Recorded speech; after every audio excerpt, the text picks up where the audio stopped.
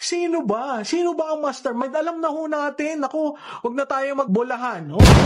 Another Regal POV. Alam na ba ninyo ang mastermind sa walang habas sandamakmak na korupsyon sa flood control?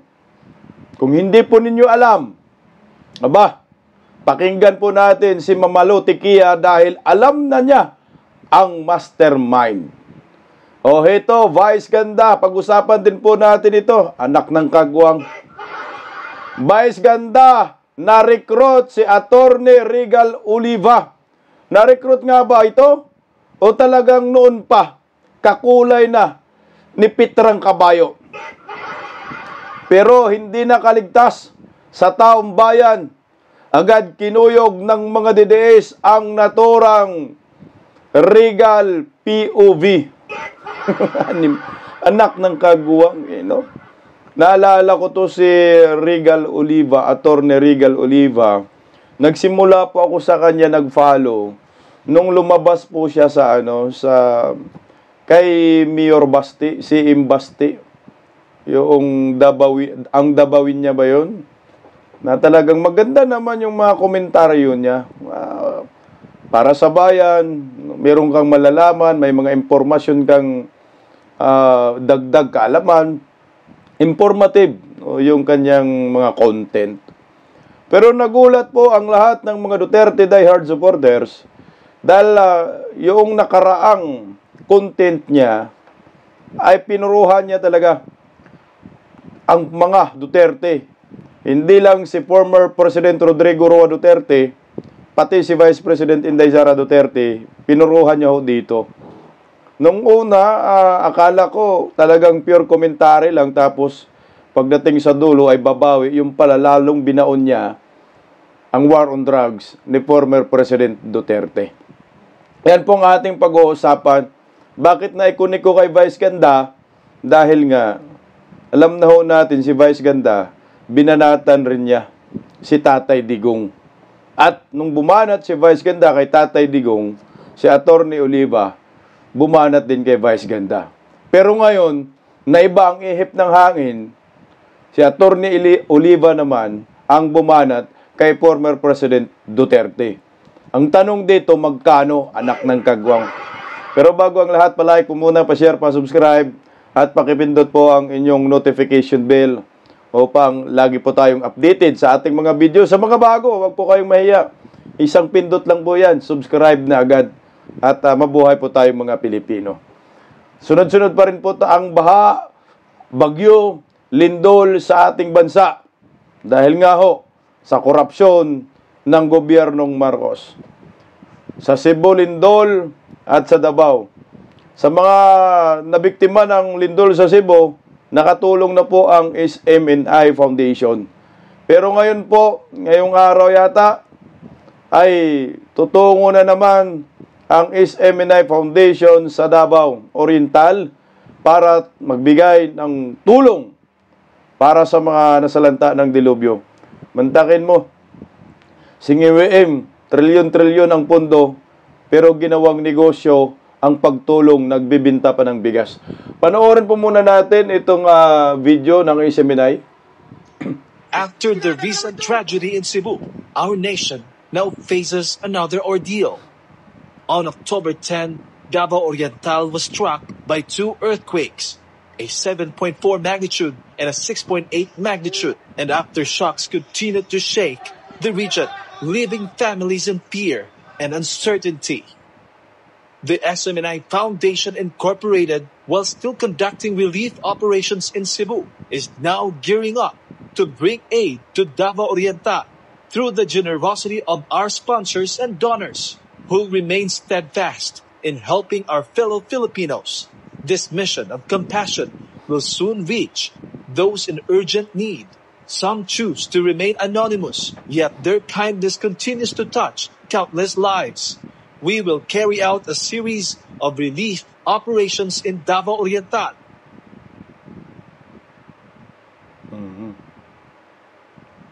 Yan po For yung mga... those who wish to extend help to the earthquake victims, donations can be sent via GCash at +63 995 284 9117 or +63 917 714 1820. On behalf of the beneficiaries, we extend our deepest gratitude to everyone helping to bring hope and comfort to our brothers and sisters in Davao Oriental. Ayan, palakpakan po natin yung SMNI Foundation. At maraming salamat po sa mga subscribers ko, mga moderator na bigay ng tulong diyan sa SMNI Foundation, mga sponsor, thank you so much po sa inyo. At sa mga tutulong, maraming salamat. Nandyan po yung numero. Kung gusto po ninyong sure makarating ang inyong tulong, piliin po natin ang SMNI Foundation. Hindi po tinipid ang kanilang tulong. Maraming salamat po sa inyo. O ito, pag-usapan na po natin itong biglang kambyo. Bumalimbing anak ng kagwang. Bumalimbing nga ba itong si Attorney Regal Oliva? Marami kasing nagtatanong sa akin, sino ba si Attorney Regal Oliva? Ako rin actually wala akong personal na knowledge sa kanya. Basta na lang, marami siyang mga content na talagang papupulutan mo ng aral. Marami siyang mga content na pabor sa Duterte. Kaya naman ang mga Duterte diehard supporters, pina-follow po siya. Sinusundan, sinishare ako, aminado akong sinishare ko po ang kanyang mga post. Noong muling hinangaan ko po siya, noong kasagsagan ng pagbanat ni Vice Ganda kay former President Rodrigo Roa Duterte. Talagang isa sa mga kumukontra itong abogada.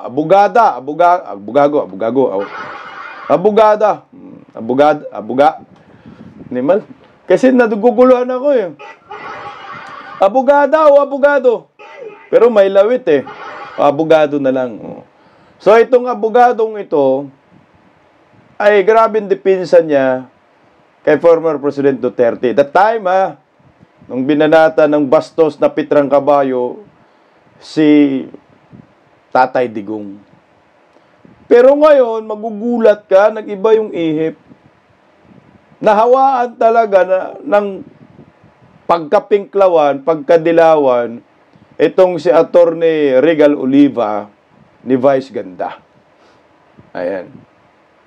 So ngayon, talagang kinuyog siya ng mga Duterte diehard supporters sa social media na kung ano ang nangyayari kay Vice Ganda sa pagbanat kay former President Duterte, ganun din yung sinapit ni Attorney Regal Oliva. So, ipili muna ho natin yung kanyang video. Kaso nga lang, stop natin kasi baka ma-copyright tayo kasi may YouTube channel din ho siya. Baka kasuhan tayo, abugaga naman ito. Hoy, Attorney Regal Oliva, gagamitin namin ang video mo. Hindi para pagkakitaan, kundi para sagutin namin ang banat mo kay former President Duterte. Karapatan po namin mga supporters si Tatay Digong na iribat ka. Hindi po pwedeng hayaan namin yung inyong opinyon na baluktot na paniguradong mga ka-impluwensya ng mga nanonood sa'yo. Marami na rin po itong followers, milyon din po ito. Na-build up po rin natin ito sa Bisdak Pilipinas dahil humanga tayo sa kanya. Sa mga nakapag-subscribe sa kanya ng mga DDS, unsubscribe nyo na po siya. Kasi hindi ho maganda ang kanyang ginawa dito. Sigurado, malaki po ang kanyang kinita sa content na ito. Narito po mga kabisdak. Sana hindi tayo copyright ng suklang ito. Pero stop lang natin para hindi tayo makopyright. Ito. When a man once called Tatay Digong now stands before the International Criminal Court, it is no longer a matter of politics. It is a matter of law. Okay, stop tayo dun. There is no longer a matter of politics, it's a matter of law. So batas daw. Alam mo, sir, kung batas lang sana ang batayan, hindi ho sana si Tatay Digong hindi po maaresto. Abogado ka, alam mo ang batas. Kung batas lang sana ang batayan, si Tatay Digong hindi kinidnap at hindi dinala sa Netherlands. At kung batas lang ho sana ang basihan, hindi ho sana si Tatay Digong ay nakauwi na sa Pilipinas. Marami pong mga sablay na ginawa kay former President Duterte na ito ay maliwanag na pamumulitika, politically motivated po ito. Yan ang malinaw dyan. Sinong may gawa? Si Bongbong Marcos. Kaya nga tayo nilindol-lindol na kasi nakarma ho tayo eh. Nayaan lang natin itong matanda na dalhin doon sa Netherlands eh. Maliwanag na pamumulitika. Kinokontrol po ni Bongbong yan. Yan ang maliwanag dyan, Sir Abogado. Tuloy. And the law, kahit gaano kapakalakas noon, does not kneel before power. Former President Rodrigo Duterte's camp, led by his counsel Nicholas Kaufman, has now appealed to the ICC's appeals chamber, questioning the denial of his interim release. The argument is simple, that an 80-year-old man, once the most powerful in the land, is not a flight risk. That age and alleged illness should temper justice with compassion. But the Rome Statute, particularly Article 60, Paragraph 2, provides that release may only be granted if the court is satisfied that such release will not endanger the proceedings or the safety of victims and witnesses or Tuloy-tuloy natin. risk the accused's flight. And here lies the crux of it. The ICC did not find comfort in Duterte's assurances. Because how can the court be at ease when even his own family, the sitting vice president herself, has publicly denounced the ICC's jurisdiction? When words like "we will never surrender him" echo louder than the pleadings of his counsel. The ICC is not blind to political undercurrents. It reads statements not as sentiment, but as signal. And so the pre-trial chamber held, continued detention remains necessary under Article 58, Paragraph 1. That is to ensure appearance, prevent obstruction, and avert the commission of related crimes. The chamber found the defense's medical claims speculative, the guarantees of cooperation insufficient. Gago. Parang hindi ko nagustuhan lahat ng linya talaga. Yung sinabi niya na si Tatay Digong, kahit makapangyarihan ka noon, ay hindi ka uubra sa batas ng International Criminal Court. Yun yung punto niya. At pinapalabas niya na si Tatay Digong ay flight risk pa rin. Tapos dahil nga sa mga pronouncement ni Vice President Inday Sara Duterte na si Tatay Digong ay kinidnap talaga papuntang Dahig, Netherlands International Criminal Court, at yung jurisdiction ay question din ni Vice President Inday Sara Duterte. Putang inang abogado ito, walang kwenta. O ito, Attorney Regal Oliva. Ako hindi ako abogado pero naintindihan ko ang lahat na nangyayari kay former President Duterte. Lahat tayo, kahit hindi tayo abogado, naintindihan po natin lahat ito. Anak ng kagang, ma'am, sir, tangina, tropa ni Vice Ganda eh. Noong una, grabe, makadipinsa ka kay former President Duterte, no? Tapos nandun ka nagpa-interview ka, kasama po si Vice Ganda. Si Vice Ganda, anak ng kamote. Kasama si Mayor Basti. Ma'am, hindi naman po sinabi ni Duterte na ako'y makapangyarihan. Kailangan palayain niyo ako. Presidente ako noon, hindi eh. Ang ipinaglalaban natin dito, yung sinasabi mo na batas, due process. Dumaan ba sa tamang proseso si former President Duterte? Wala. Binasahan ba ng warrant? Wala. May warrant na ipinakita, mayroon cellphone sa cellphone. Si Tory ang gumawa.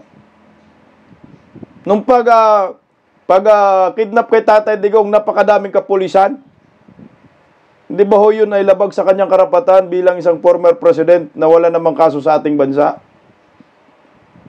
Nung hindi siya dinala doon sa Regional Trial Court, sir, abogado ka, alam mo ho ito.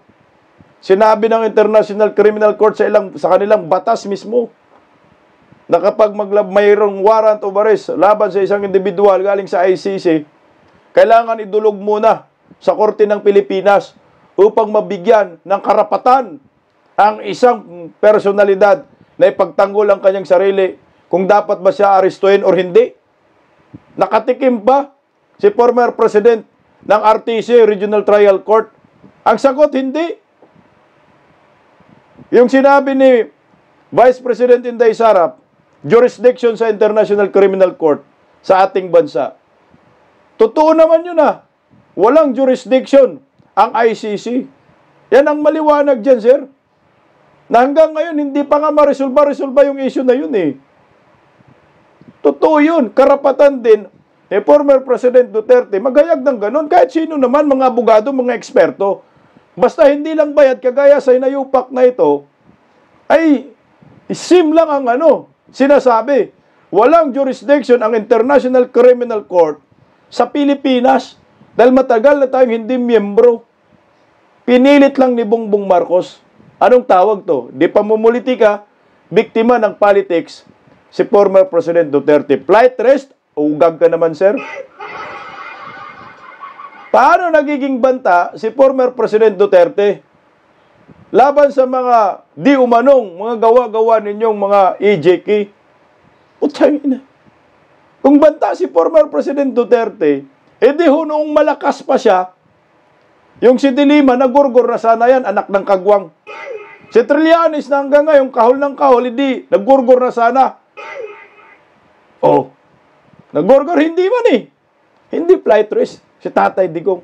E di sana yung mga peking, yung mga witnesses ni Conte, nagurgur na lahat yan. May banta ba sa kanila? Wala. Yan ang maliwanag, anak ng kamuti ito, oh. And the atmosphere surrounding his detention still charged with intimidation. Now the appeal moves to the appeals chamber, a higher bench that will not revisit emotion but law. The standard of review is not sympathy. It is error in law or procedure. The defense must prove that the lower chamber misapplied the statute or ignored key evidence. Madaling sabihin na mali ang desisyon, pero mahirap patunayan na labag ito sa batas. This is not a retrial of humanity. It is a review of legality. Let us not forget, interim release is not a right. It is a privilege conditioned upon trust. And when a man's record is one of defiance, when his legacy is marked by thousands of deaths without trial, the court may find it difficult to grant him the benefit of the doubt. Tanga mo! Naniniwala ka na may libo-libong pinatay? Naniniwala ka sa mga dilawan, pinklawan, anak ng kagwang, abogadong ugag? Putang ina! Kung libo-libong pinatay yung complaint nga lang, tatlong charge lang nga 3 counts of murder. Sinarge kay Tatay Digong at yung iba pa nga, yung isa, dalawa yata yun, yung mayor pa siya. Anak ng kamuti ka naman, Attorney Oliva, abogado kang ugag. Diyan tayo eh. Yun ang mahirap sa ating mga Pilipino eh. Naniniwala sa mga komunista, thousands. Ni 50, ni 20, wala nga kayong mapangalanan eh. Pati yata biktima ng COVID. Sinabing AJK, anak ng kamuti. Mas marami pa yatang nagurgur sa panahon ni Pinoy. Sabi ni Senator Alan Peter Cayetano kaysa panahon ni Duterte. Nag-war on drugs eh. Legit operation, kung meron mang nadamay, putang ina. Kasalanan na yung mga hinayupak. Dahil sinasabi na, huwag nyo nang subukan, sinusubukan pa. Putang, ang laki ng bayad nitong animal na to, no? Thousands talaga. Baka pwedeng itigil na natin yan. Yung mga sinasabi ng mga kalaban ng mga Duterte na thousands. na mga nagurgor. AGK daw, wala nga ganun. Walang ebidensya. Huwag niyong ipilit na sa panahon ni Duterte, maraming namamatay. Maraming namamatay, pero hindi yung parang ginurgur lang ng basta-basta. Nag-war on drugs. Mga kriminal, mga durugista. Kasi kung mayroong 1,000 sa pinatay, sabi nga nila 30,000 eh. Anak ng kamote, pangalanan nyo lahat ng 30,000. Saan namatay? Kailan? Paano namatay? Putsa na wala nga 100 yung sinabi ninyo dyan eh. Yung naga doon sa ICC. Di ba? Wala nga 50. 3 lang nga yung charge. Yan ang maliwanag, attorney, na pamumulitika. Akala mo, ang galing-galing mong magsalita, matalino ka na at alam mo na ang lahat, hindi ho eh. Bumaluktot ang prinsipyo mo, Attorney Oliva. In truth, the appeal is as much about perception as it is about procedure. To his supporters, this is a crusade against foreign meddling. To the victims, it is a fight for long-denied justice. Gago. It is fight to long-denied justice. Anak ng kagwang naman tong abogadong ito, sarap balusin eh. Denied justice, si Kian, na ginagawang santo ng mga hinayupak. Na denied ba yung justice? Animal. Naparusahan eh. Yung kapulisan. Na talaga namang sangkot din yan sa droga, animal eh. Pamilya na yan eh. Naparusahan yung pulis. Nawala sa serbisyo. Ilang pulis ang nakulong hanggang ngayon. Tapos sa sinabi mo, denied justice, ina naman talaga. May due process. Kung ikaw, abogado ka, naniniwala ka na may justice system sa atin, putang ina, para ba saan nag-abogado ka pa? Dapat nga ikaw yung unang kukontra. Na bakit dalhin mo yung banyaga o yung Pilipino doon sa lugar ng mga banyaga? Wala ba tayong tiwala sa justice system natin? Ikaw dapat yung manguna eh. Dahil ikaw abogado ka, alam mo yung batas. May Supreme Court tayo. Total, kakampi naman ninyo ang presidente. Mantakin mo, kakampi na ho ninyo ang presidente. Wala pa rin kayong tiwala sa justice system ng ating bansa. Putang na, nakakahiya. Sampal kay bangag ito. Hindi nga ganun yung inisip ninyo, pamumulitika nga. Putang na, nagawa nga natin masolusyonan yung Ampatuan Massacre. Meron na nga hatol. Ampatuan Massacre, di ba, nangakulong na sila. 50 plus yun. Ngayon pa nga, 3 charge of murder. Ang bubo naman ng Supreme Court natin. Yan ang nakakainis po. Pinagmumukha mo na yung si Duterte talaga. May pinatay na libo-libo. Anak ng kagwang naman, sir. Huwag naman ganun. And to the law, it is simply the next step in a due process that he himself once denied to others. If the appeals chamber affirms the ruling, Duterte remains detained under the authority of the international community. A community he once mocked as toothless. If reversed, he may walk out but not free, for the shadow of accountability will follow him still. The irony is almost poetic. Noong siya ang nasa Malacanang, marami ang ikinulong na walang pagkakataong magpaliwanag. Tanga mo!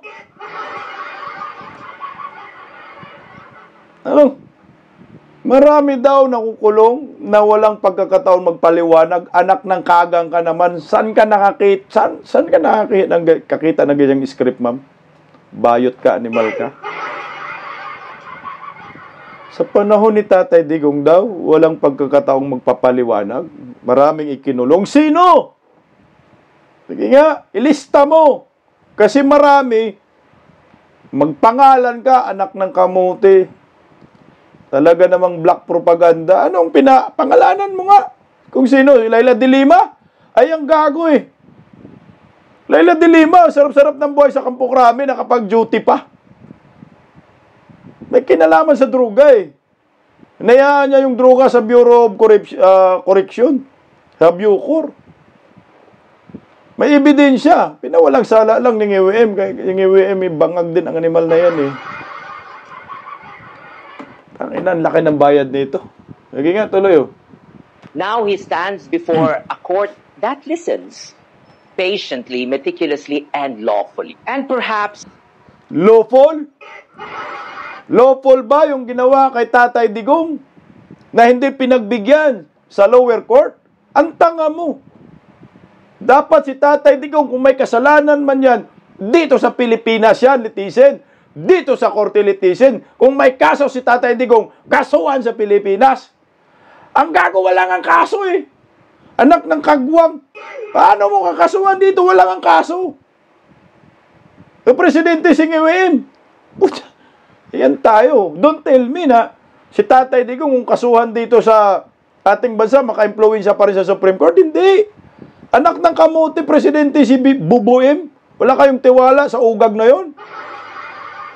Ikaw, Atty. Regal Oliva, sarap mo. that is the true justice of it all. That the man who built his power on fear must now rely on the very rule of law he once dismissed. Gago. He built a empire to fear para manakot. Gumawa ng kaharian si Tatay Digong. Gumawa ng kaharian ng pananakot. Yan ba yung punto mo? Anak ng kamote. Pananakot sa mga durugista. Pananakot sa mga kriminal. Pananakot sa mga sindikato. Yan ang totoo. Pero sa atin, mga ordinaryong Pilipino na wala tayong ginawang masama, hindi tayo natatakot. Ako natatakot ako. Anak ng kamote. Gustong-gusto ko yun eh. Hoy, Regal Oliva. 91% trust in approval rating. Si Tatay Digong, nung bumaba siya sa pagka-presidente, walang nakagawang presidente yan sa kasaysayan. Na yung tiwala, lampas-lampas. Si Tatay Digong pa rin. Isa lang ang ibig sabihin niyan, ginusto ng taong bayan ang pamamalakad ni Tatay Digong, especially war on drugs.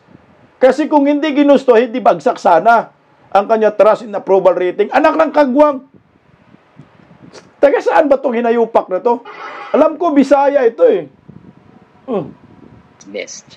Because in the end, ang batas, hindi natatakot, hindi napapagod, at higit sa lahat, hindi nakakalimot.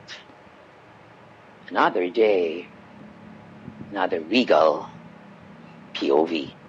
Another day, another million POV. Anak ng kamuti ka. Ito na ho ang verdict natin dito sa akin, para sa akin na bayad ho talaga ang hinayupak na to. Kasi naiba yung tono eh. Napareho na sila ng tabas ng bunganga ni Pitrang Kabayo. Inuhusgahan na si Tatay Digong, yan yung mga linya ng mga pinklawan. So, ibig sabihin, pinasakay lang ng abugagang ito ang mga didiis. Maraming nag-subscribe sa kanya. Maraming humanga, animal, anak ng kagwang, nagpakagat lang, nagparami lang siguro ng followers. Pagkatapos dumami, hayan, inupira ni Palaka, inupira ng mga animal, ni Bongbong Ngiwe, bumaliktad. Ako sa akin, hindi lang ho ito simpleng content. Ito ay maliwanag na black propaganda, paninira kay former President Duterte, pagsira sa kredibilidad ng mga Duterte, pagsira sa previous administration Duterte, pagsira sa war on drugs ng former President Duterte. Yun ang maliwanag doon. Yung sinasabi niya, pwede rin po yan maka-impluwensya sa International Criminal Court. Para sa akin. Dahil abogada, maraming followers, yung impluwensya, meron ho talaga. Ang masakit lamang dito, dahil ang impluwensya na yan ay hindi maganda. Negatibo bilang isang Pilipino.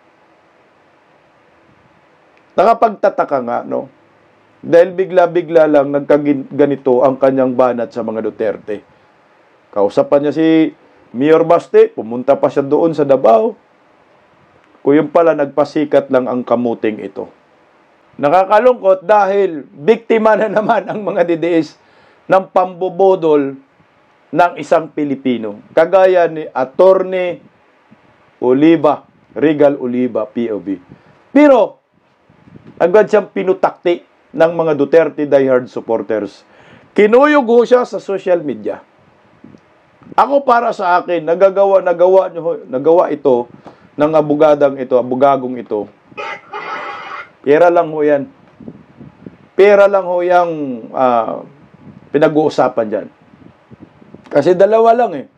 Naniniwala pa rin ako doon sa sinabi ni Marlica noon na pag ikaw, anti-Marcos ka, dalawa ang patutunguhan sa'yo. Re-recruitin ka nila, papunta sa kampo nila, babayaran ka ng napakalaki. Or patahimigin ka nila, babayaran ka, wag mo na silang banatan. Ganun yun. So, ang mga, ang target ng ni Baki yan, siyempre, mga DDS. Pag ikaw, mahina-hinaw ang pananampalataya mo't paninindigan, bilang isang Duterte diehard supporters, talagang babalikwas ka at babayaran ka yung kaluluwa mo, isasangla mo sa impyerno. So mukhang ito po yung nangyayari. At balita pa natin, dagdag lang balita pa na, excuse me po, anak ng kamuti. Nanonood yata si Baki sa akin, nabuntikan ako mabilawkan. Ito, tuloy natin. Balita ho natin kasi maraming lumalabas na mga nakahaka lang naman ito.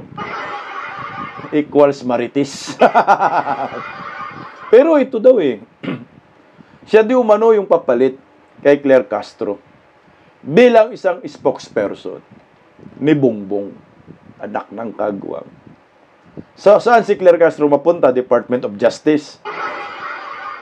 Putangin na. Ginago na talaga ng IWM ang Pilipinas. So, pag ito, naging spokesperson na ni Bongbong, hanapin natin yung kanyang mga video. Same with Claire Castro. Mga anti-Marcos noon. Ngayon, pro-Marcos na dahil nabusalan at nabayaran. Nak ng kamote, no? Magkano ba offer dyan? Pasali nga. Tayo na, ginawa na yan sa akin noon pa 2021, nirecruit na ako ng mga hinayupak na yan. Hindi ako sumasama kasi talagang anti-Marcos ako.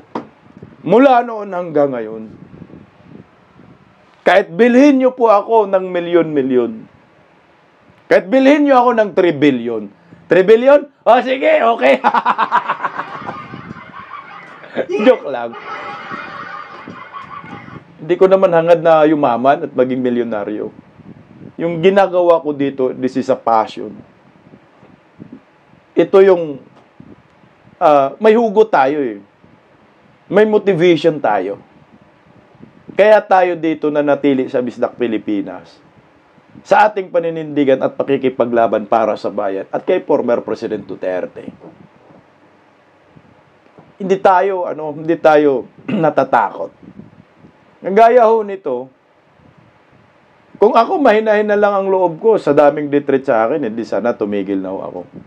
Ang gaya ho nito, papakita ko lang, anak ng kamote. Teka lang, nandito ba yun? Ay, wala pala. Sorry. Meron nga nag-detreat sa akin ngayon, pinost ko na yung mukha niya sa Facebook page ko. Na anak ng kamote.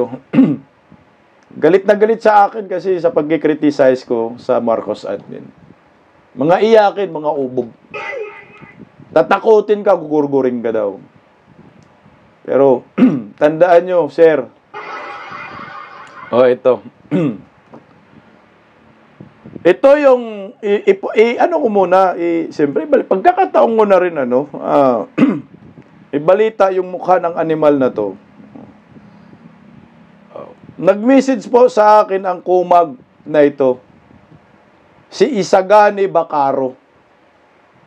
Ang sabi niya, "Hoy ungas, parang nagsawa ka na kumain ng kanin Sobra na yung pagkaungasyo. Alam nyo kung bakit kinakarma kayo? Kasi sobra-sobra na kasamaan nyo. Magsabi ka lang kung game ka at gagawin kitang target range. Wala ka namang dignidad kaya dapat ka nang kalusin." Utangin ang lakas ng amat sang ugag na ito, no? Si Isagani Bacaro ay nag-aral sa Palawan Polytechnic College Incorporated. Nakatira po sa Nara, Palawan, Philippines. Yan yung mukha niya, anak ng kamuti na yan. O National Bureau of Investigation, pag may mangyayari sa akin, hulihin nyo na yung pangit na ito. Mukhang tirador din ang animal, no? Utangin ng Palawan ka. Alam nyo ho, ito yung mga taong, mga ugag. Ito yung mga taong talagang hindi nila matanggap na may nagkikriticize kay Bongbong Marcos. Putangina, kaya tayo nagkaganito na karma dahil kay Bongbong sa pagnanakaw, kaliwat kanan, trilyon-trilyon, kaya tayo binaha, puro ghost projects. Putangina mo, sir. Gumising ka. Kagaya niyan. Kung mahina-hina pa ang loob ko, sa daming detreat sa akin, siguro tumigil na ako. Detreat, tsaka bayaran ka, bibilhin ka.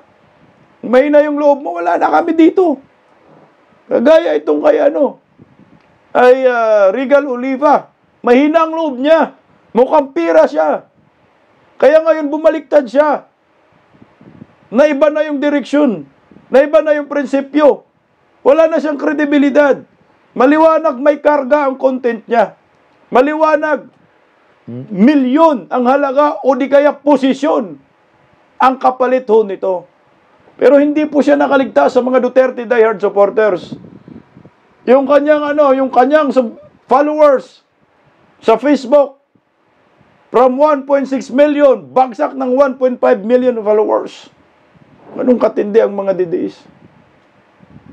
Kaya nga, itong ginawa, anong nangyari kay Vice Ganda, lagasan ng mga followers, yun din ang nangyari kay Regal Oliva. Kaya kayo mga didiis, umpisahan nyo na i-unsubscribe itong hinayupak na ito. Dahil walang kredibilidad, manggagamit lamang ang animal, gusto magparami ng followers, gusto kumita.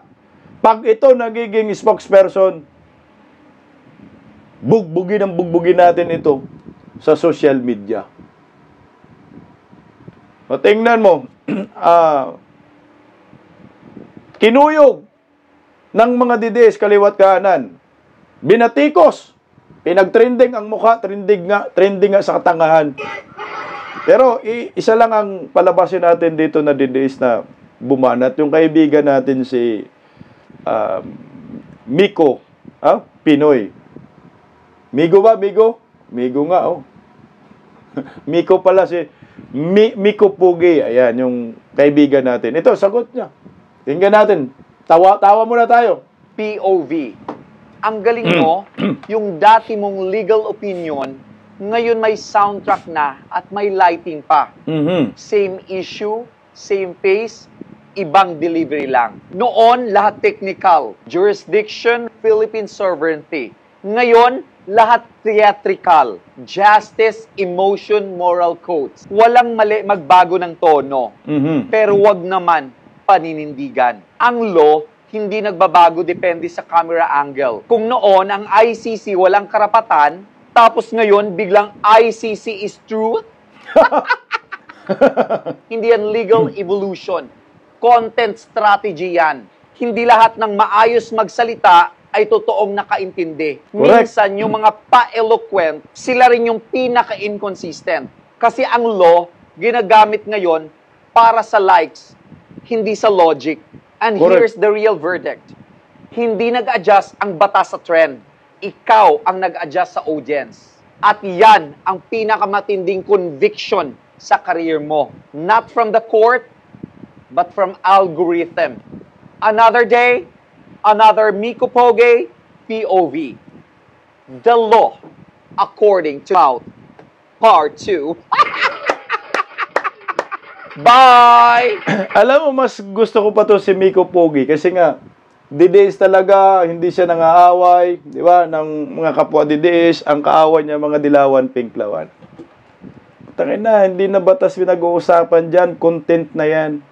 Gumawa ka lang ng content, magpa-trending, yun ang maliwanag, pera-pera na lang yan. Kasi noon sabi mo, walang jurisdiction ang International Criminal Court. So ngayon, meron na. Noon, mali ang International Criminal Court. Ngayon, hindi mali. Milyon ang halaga at posisyon panigurado ang kapalit ho nito. Under Marcos admin, nabili ni Baki ang naturang abogagang political vlogger, content creator. Laban lang para sa bayan. Darating hindi ang time na huhusgahan ho sila ng taong bayan. Taong bayan pinag-uusapan natin. Korupsyon pinag-uusapan natin. Pakinggan po natin si Mama Lutikia.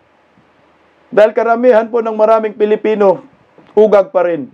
Karamihan ng mga maraming Pilipino nagbulag-bulagan na para bang walang alam kung sino ang mastermind.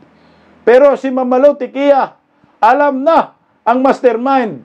At alam natin, na alam na rin ho ninyo. Narito po, pakinggan po natin ang banat ni Miss Malutikia. Panoorin, pakinggan natin ito, guys. Galit ka na ba? Madali ho ba magalit ang Pilipino? O hindi? Ha? Pero sukdulan, itong ating nakita, no? Dito sa makabagbag damdaming flood control projects, sino ho ba ang una nagsalita na natapos na natin ang 5,500 flood control projects noong 2024, no? Tapos dumating si Karina, yung bagyo. Pinak-check ho siya. Nagkagulo-gulo. At ngayon, ito na po tayo.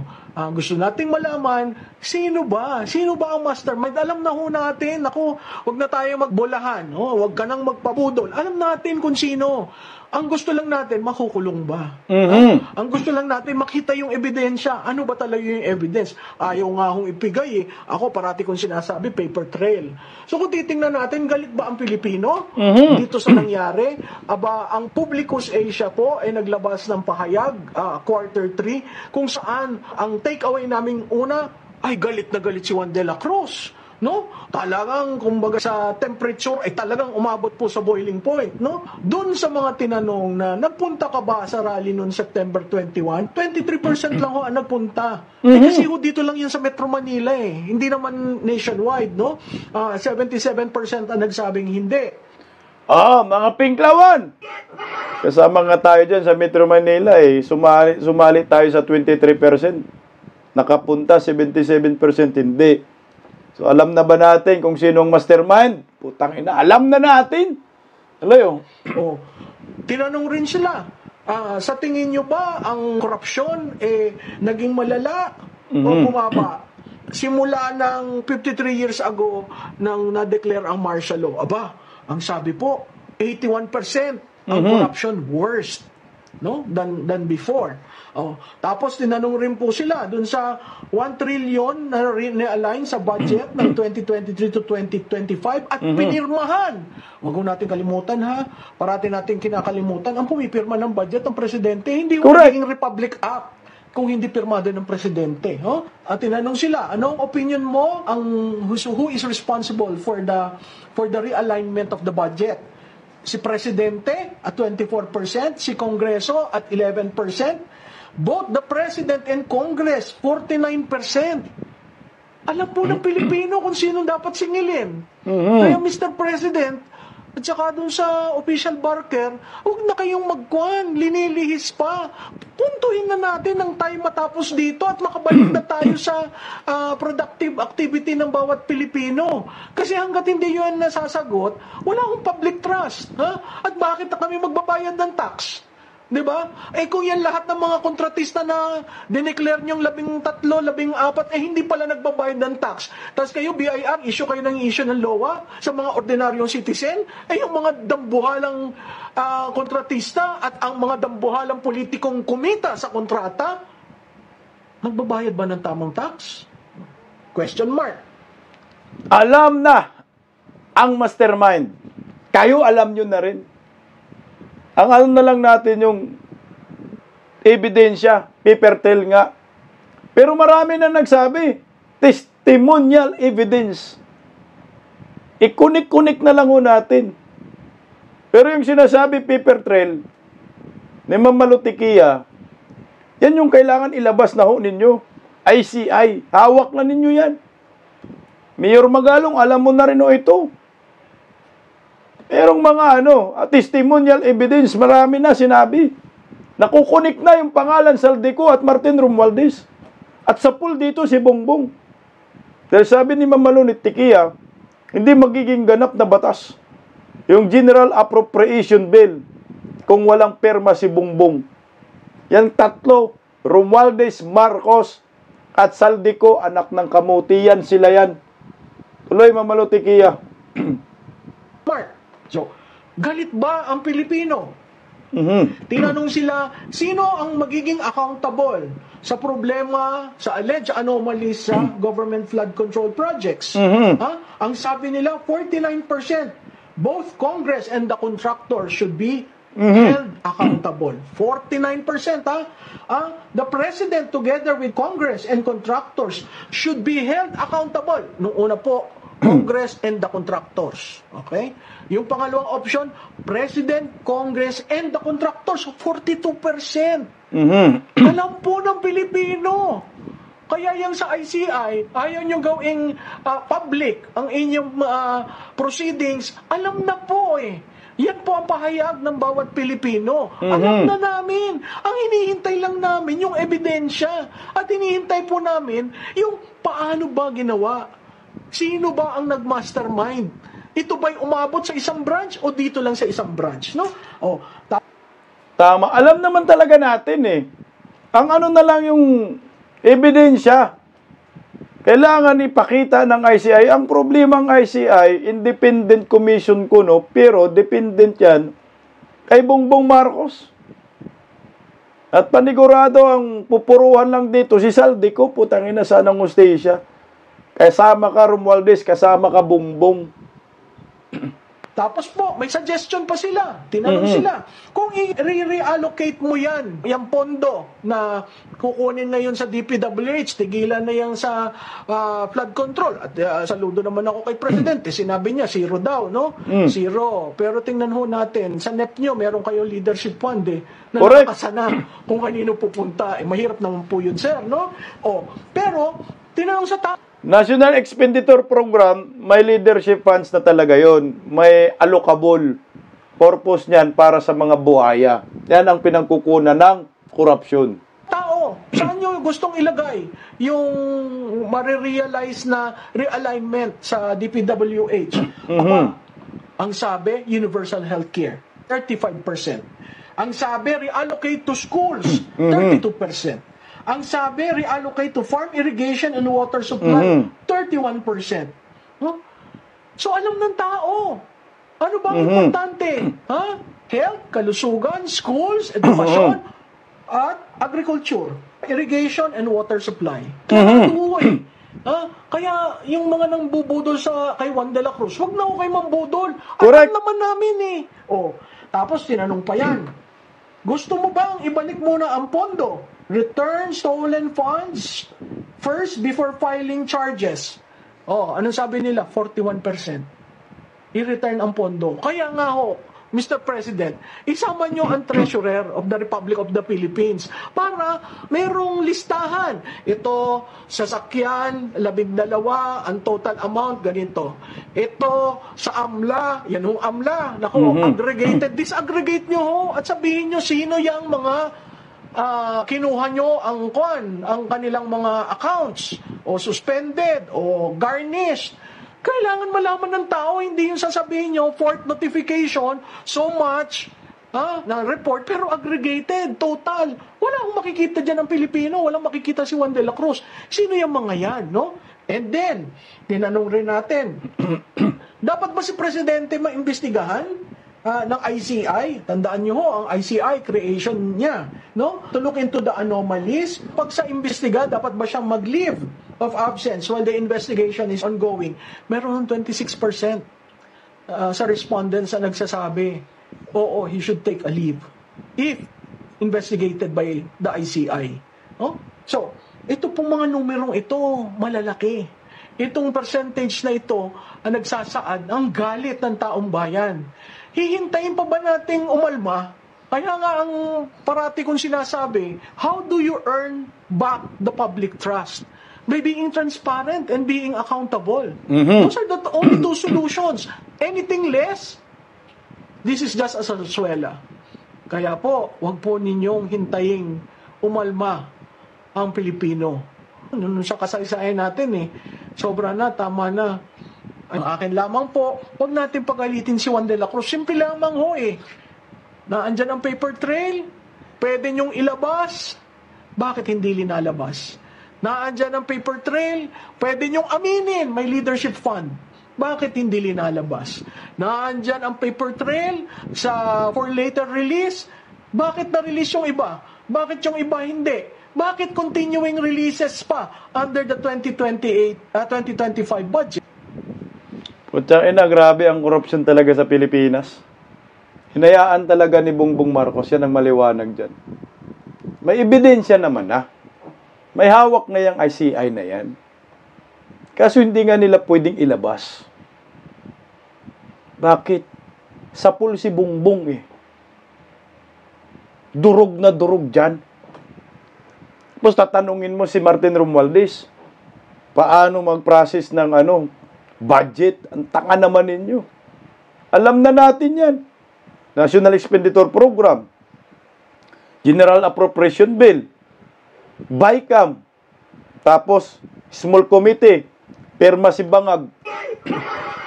Alam na yun ng taong bayan. Alam na natin kung sino ang mastermind. Tama si Ma'am Malutikia. Alam na ng taong bayan. Pero pilit pa rin tayo binubodol. Ang tanong, yung mga nabudol na, magpapabudol pa rin ba? Putang ina, wag naman Kailangan na po tayo mag-react. Kailangan buboses tayo. Mga kapulisan, mga militar, na? Alam na ninyo, mga militar ang mastermind. Alam na po ninyo, mga kapulisan ang mastermind kung sino. Alam na ng taong bayan. Magpakatanga pa rin tayo? Kasi kung patuloy tayo magpakatanga, patuloy po tayong bayuin ang dilubyo, bayuin ang kalikasan dahil ang uugag pa rin ng Pilipino ang agayaw nito. Abot po hanggang sa Visayas ang hagupit ng Bagyong Ramil. Lubog sa baha ang maraming lugar at may ilang naitalang nasawi. Nakatutok si Kim Salinas ng GMA Regional TV. Marami ang stranded ng bulagain ng baha ang mga motorista sa Rojas City, Capiz sa gitna ng matinding ulan. Ang kotseng ito sa Barangay Bolo nahulog sa gilid ng kalsada. Ayon sa mga saksi, nasa gilid lang ng palayan at sapa ang kalsada kaya madaling natangay ang mga sasakyan. Abot dibdib ang baha sa ilang barangay. Dahil sa lalim at mabilis na ragasan ng tubig, naglubid at hagdan ang mga rescuer. Isang senior citizen ang isinakay sa batya para maitawid sa baha. Ang mga kalsada, nagmistulang ilog. Hindi lang masamang panahon ang hamon sa pag-evacuate at pag-rescue ng mga otoridad. Naging problema rin ang blackout sa ilang barangay. 31 barangay sa Rojas City ang binaha. Sa tala ng Rojas City DRRMO, umabot sa 830 na pamilya o mahigit 2,700 na individual ang inilikas. Nasawi ang isang lalaking 44 anyos matapos umanong malunod ng anubi ng baha ang sinasakyang motorsiklo. Humupa na rin ang baha na ayon sa mayor ng Rojas ay unang beses daw na ganito katindi. Almost tanan yung mga kabaranggayan, tanan ng kalsada, nabaan din. Sa bayan ng Ibisan, nasawi ang isang babae matapos madulas at malunod sa sapa. May mga kalsadang di madaanan dahil sa taas ng tubig. Sa bayan ng Sigma, may bahagi ng kalsada na gumuho, kaya't mga motorsiklo at tricycle lang ang pwedeng dumaan. Kita rin sa aerial video ng isang netizen ang kulay putik na tubig galing sa umapaw na ilog sa bayan ng Panitan. Tiis-tiis sa mataas na baha ang ilang residente. At may mga motoristang stranded. Grabe. May mga stranded ding motorista sa Estancia Iloilo dahil sa baha. Pinasok din ng tubig ang ilang bahay. Isang lalaki ang na-trap nang mabagsakan ng gumuhong pader ng isang paaralan ang kanyang bahay. Dinala sa ospital ang lalaki at nasa maayos ng kalagayan. Ayon sa Estancia LGU, 13 barangay ang binaha. Umabot sa 389 na pamilya o mahigit 1,300 na mga individual ang sinagip at nilikas. Sa Balasan, Iloilo, nagsagawa ng preemptive evacuation nang tumaas ang tubig sa kalsada. Hindi naman naging hadlang ang baha sa isang kasalan sa Barotac Viejo. Suot ang wedding gown, pinasan ito ng isang lalaki para may tawid sa binahang overflow. Para sa GMA Regional TV, Iyan yung kagagawa ng mga buhaya. Ngayon, hindi pa rin ninyo alam ang mastermind, ang tanga ninyo. Yan ang dahilan ng pangungurakot. Yan ang dahilan ng kasakiman. Yan ang dahilan ng pagiging bulag nating mga Pilipino. Payag tayo ng ganito. Tangina, gumising na tayong lahat. Hindi ho po pwedeng mangyari sa ating bayan. Tayong mga Bisaya, putangina, mga need naman natin kung ganun. Di pa rin tayo nasaktan dito. Umay gulay. Buti pa. Yung mga taga Ilocos nga, galit kay Bungbong, Chabit, galit. Tayo pa, mga Bisaya. Taga Mindanao, anak ng kamuti, oh. O ngayon, babahin, may namatay. Walang pakiramdam si Ngiweem. Pati sa Samar nga, lubog na lubog. Sa lugar ni Tambaluslos, eh. Pero bilib ako dito sa isang taga Ilocos. Sinusukan niya si BBM. Nakakahiya daw akong Ilocano, sabi ng mga loyalista. Well, para sabihin ko sa inyo, proud ako na Ilocano na hindi sumusuporta sa isang presidenteng bangag, corrupt, at traidor sa soberanya ng ating bansa. Alam niyo kung anong nakakahiya? Yung presidente niyong bangag at kayo na sumusuporta sa kanya. Ganun yun. Ang tapang ng Ilocanang ito, trending po yung video niya sa Facebook. Talagang nanindigan, isipin mo, Ilocana siya. Di talaga sumusuporta, naniniwala siya bangag si BBM. Bangag naman talaga, anak ng kamote. Didip-dip eh. Takot sa hair follicle drug test eh. Yan na ngayon yung sinusuportahan ni Atty. Regal Oliva. Ang tanong, hanggang kailan ang pagtitiis ng maraming Pilipino? Patuloy ba magbulag-bulagan ang mga mamamayan? Marami ng dilubyo sa kuna dumating. Baha na naman.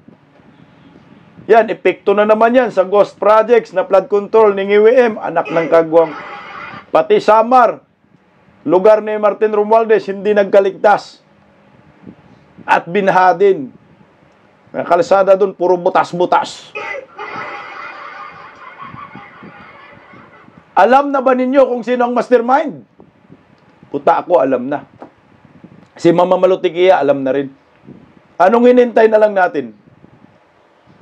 Pangalanan na po ng mga nasa gobyerno at husgahan na po ng taong bayan ang mga mastermind na ito. Huwag mo tayo magpabudol. Tama na, sobra na. Kailangan makialam na tayo. Mabuhay po tayo mga Pilipino. Sa'yo, Atty. Oliva Regal, sana nakakatulog ka pa sa paninira mo sa mga Duterte at mag-enjoy ka sa malita-malitang basurang animal. Isang malita yata nabigay kay ni Tambaluslos dito. Anyway, magandang tanghali po sa ating lahat. Bisdak Pilipinas, God first. Paggising sa umaga, tanghali at gabi, nakikita ko ang post niya, ang hapdi. Paano nga ba to? Di ako makatanggi. Watch ko na lang at isipin ng mabuti. Bisdak Pilipinas. Bisdak, tinig ng katotohanan. Sa bawat vlog may laban sa kasinungalingan. Mulat ang mata, gising ang masa. Bisdak Pilipinas. sa bayan, gumigising sa diwa. Sa likod ng kamera, tapang ang dala, walang sinasanto kung mali ang gawa. Hinay-hinay, pero palaban, boses ng tao sa digital na labanan. Bisdak, tinig ng katotohanan, sa bawat vlog may laban sa kasinungalingan. Mulat ang mata, gising ang masa. Bisdak Pilipinas, para sa bayan, gumigising sa diwa.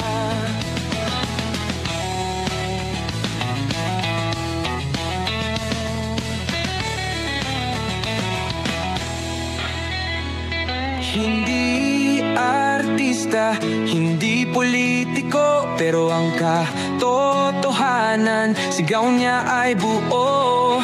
Sa YouTube o Facebook man siya makita, may aral ka pa rin, may uwi sa bawat salita. Bisdak, gising sa katotohanan, di lang kwento, kundi panawagan. Sa bawat Pilipinong naghahanap ng liwanag, Bisdak Pilipinas, kasama sa pagbangon ng bayan. Bisdak Pilipinas, boses ng masa, gising ang diwa. Sa vlog mo, may pag-asa.